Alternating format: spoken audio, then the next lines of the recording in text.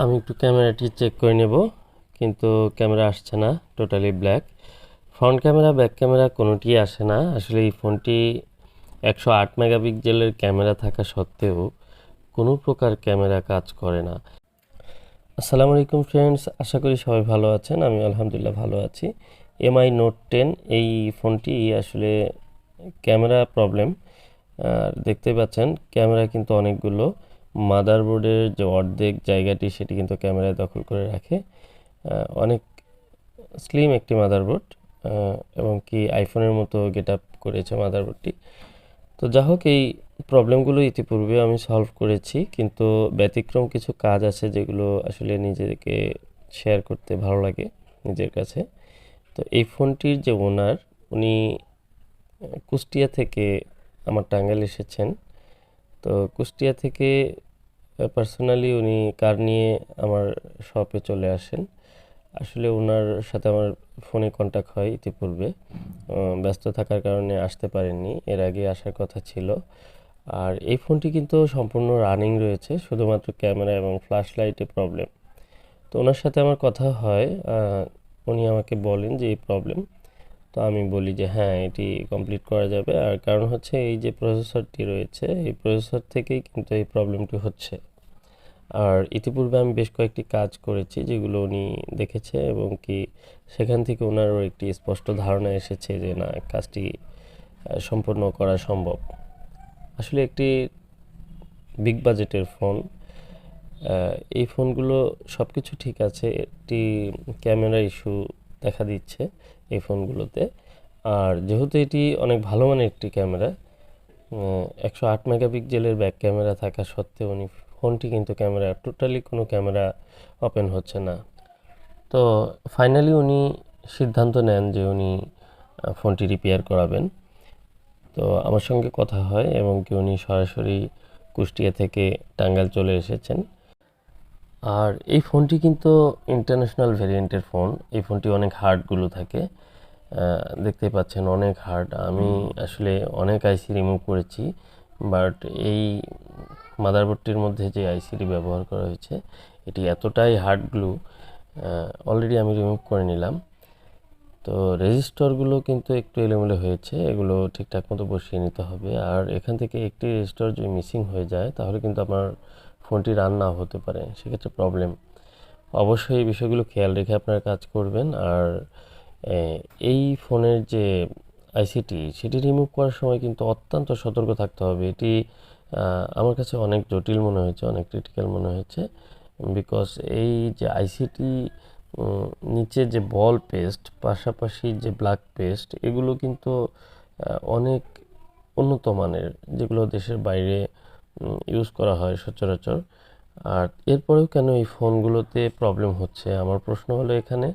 তো প্রশ্নের অ্যান্সার হলো যে এই যে প্রসেসরটি রয়েছে, এই প্রসেসরের কিন্তু একটি এটি সাইড এফেক্ট বলতে পারেন, যে একটি ফোনের প্রসেসর যখন টেম্পারেচার ওভার হয়ে যায়, নির্দিষ্ট একটি জায়গায় কিন্তু সেই প্রসেসরের নির্দিষ্ট একটি জায়গায় গরম হতে থাকে। ইভেন যে কোনো কারণে এই গরমটি হওয়ার কারণে এই প্রসেসর থেকে ওই লেগগুলো কিন্তু নষ্ট হয়ে যায় বা ডিসকানেক্ট হয়ে যায়। তো প্রসেসরের যে নির্দিষ্ট পয়েন্টে গরম হচ্ছে সেই জায়গাটিতে ক্যামেরার যে লাইনগুলো সেগুলো কিন্তু বিচ্ছিন্ন হয়ে যাওয়ার কারণেই ক্যামেরার প্রবলেম বা ক্যামেরা ইস্যুগুলো দেখা দিচ্ছে। পাশাপাশি কিছু কিছু ফোনে কিন্তু অডিও প্রবলেম হচ্ছে। তো এই প্রবলেমগুলো আসলে এই কারণেই হচ্ছে আমার ধারণা। এরপরেও আমি চেষ্টা করছি এগুলো সলিউশন করার, যেভাবে সলভ করা যায় প্রবলেমগুলো। আমরা সকলেই এই প্রবলেমগুলো নিয়ে অনেক বিচলিত বা অনেকেই টেনশনে আছি, কেন Xiaomi ব্র্যান্ডের আপডেটের পর এই প্রবলেমগুলো হচ্ছে। তো দেখা যাক, এখনও পর্যন্ত যতগুলো ফোন আমি রিপেয়ার করেছি, এই ক্যামেরা ইস্যু বা অডিও ইস্যু, সিম ইস্যু, এই প্রবলেমগুলো কিন্তু পুনরায় এখনও পর্যন্ত প্রবলেম হয়নি বা ফিরে আসেনি। তো এখনও পর্যন্ত সবাই ভালো ইউজ করতে পারছেন। সেজন্য সকলের কাছে আমি বলবো যে এই প্রবলেমগুলো যদি আপনার হয়ে থাকে তাহলে অবশ্যই ভালো কোনো টেকনিশিয়ানের দ্বারা এটি সলভ করিয়ে নিতে পারেন, যাতে করে আপনার ফোনটি আবার পুনরায় আগের মতো চলে। এবং কি যেহেতু ভালো মানের একটি ক্যামেরা ফোন, তো এই ফোনটিতে যদি আপনার ক্যামেরা কাজ না করে সেক্ষেত্রে কিন্তু ফোনটি একটি অসম্পূর্ণ ফোন হয়ে গেল। তো অবশ্যই আপনারা চাইলে এটি রিপেয়ার করাতে পারেন। আর আপনারা চাইলে আমার সঙ্গেও কন্ট্যাক্ট করতে পারেন। আমার হোয়াটসঅ্যাপ নাম্বারটি আমি ডিসক্রিপশনে দিয়ে দিব। আর আমার শপটি রয়েছে টাঙ্গাইল সদর। টাঙ্গাইলের মেন প্রাণকেন্দ্রে একটি মার্কেট রয়েছে, ক্যাপসুল মার্কেট। এই মার্কেটে আমার শপ 2য় তলায়। তো যেহেতু আমি দীর্ঘদিন যাবৎ কাজ করছি, সেহেতু এই কাজগুলোর প্রতি আমার অভিজ্ঞতা রয়েছে। আর পাশাপাশি আমি অনলাইনে খুব অল্প দিন যাবৎ আমি ইউটিউবে ভিডিওগুলো শেয়ার করা শুরু করেছি। এখান থেকে প্রচুর পরিমাণে সাড়া পাচ্ছি এবং বাংলাদেশের বিভিন্ন প্রান্ত থেকে অনেকেই আমার কাছে ফোন রিপেয়ার করতে চলে আসছেন এবং অনেকেই ফোনগুলো কুরিয়ারের মাধ্যমে পাঠিয়ে দিচ্ছেন। আসলে অনেকে বলে থাকেন যে একটি শহর থেকে বা একটি জেলা শহর থেকে যখন আমার কাছে ফোন রিপেয়ার করতে আসে, তখন অনেকের ধারণা সেই শহরে কি কোনো টেকনিশিয়ান নেই। হ্যাঁ, অবশ্যই আছে। তো আপনার একটি শহরে যত ভালো ভালো টেকনিশিয়ানই থাকুক, আপনার কাজগুলো কিন্তু অনেকেই জানে না, দেখে না, এবং কনফিডেন্স আপনার প্রতি হয়তো নেই, যে কারণেই কাজগুলো হয়তো দিতে ভয় পায়। তো আমি আমার অনলাইনে যে কাজগুলো শেয়ার করছি, এই কাজগুলো দেখে তাদের একটি অভিজ্ঞতা এবং ভালো লাগা তৈরি হয় বলেই তারা কিন্তু আমার কাছে আসে। এটি একটি বিষয়। আর আমি সাজেস্ট করে থাকি, অনেক সময় দেখা যায় যে আমার পরিচিত যারা ভালো টেকনিশিয়ান রয়েছেন, যারা ভালো হার্ডওয়্যার লেভেলে কাজ করছেন বা সফটওয়্যারে কাজ করছেন, আমি তাদের নিকট কিন্তু অনেক ফোন পাঠিয়ে দিই, অনেক সাজেস্ট করি। যেহেতু অনেকে দূর দূরান্ত থেকে আমার কাছে আসতে চান, আমি তাদেরকে তখন তার আশেপাশের যে ভালো টেকনিশিয়ানগুলো রয়েছে তাদের লোকেশনগুলো আমি বলে দিই। কারণ এমনিতেই অনেক কাজের চাপে থাকি, সেক্ষেত্রে সব কাজ তো আর আমার একা করা সম্ভব না। তো সবাই যারা টেকনিশিয়ান রয়েছেন সবাই ভালো ভালো কাজ করুক, আর এই প্রবলেমগুলো যারা সলভ করছেন তারা আরও বেশি বেশি করুক, সেই শুভকামনা থাকবে। আর আপনারা যারা ফোনের ইউজার রয়েছেন তারা যেন এই প্রবলেমগুলো সলভ করিয়ে সুন্দরভাবে ফোনগুলো ইউজ করতে পারেন, সেদিকে লক্ষ্য রেখে আমি ভিডিওগুলো বারবার শেয়ার করছি।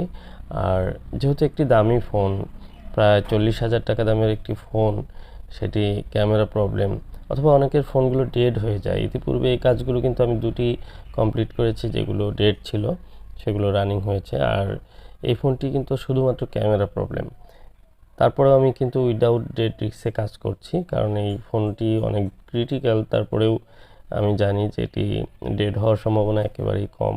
বিশেষ করে আমার হাতে আমি কনফিডেন্স আগের থেকে অনেক বেশি পাচ্ছি, কারণ এই ফোনগুলো 2টি কাজ করার পর আমার কাছে মনে হচ্ছে এটি আর একটু সহজ মনে হচ্ছে। আর যেহেতু সিপিইউর কাজগুলো প্রতিনিয়ত আমি করছি, সেই কারণে আমার কাছে বিষয়গুলো একটু ইজি মনে হয়। তো আপনারা এইগুলো কাজ করতে গেলে অবশ্যই ডেড রিস্ক নিয়ে কাজ করবেন, কারণ আমার কাছে মনে হচ্ছে এটি অনেক হার্ডগুলো, যে কারণে কিন্তু ফোনগুলো ডেড হওয়ার পসিবিলিটি থাকে। তো সামান্য যেন ভুলে এত দামি একটি ফোন নষ্ট না হয়ে যায়, সেদিকে লক্ষ্য রেখে কাজ করবেন।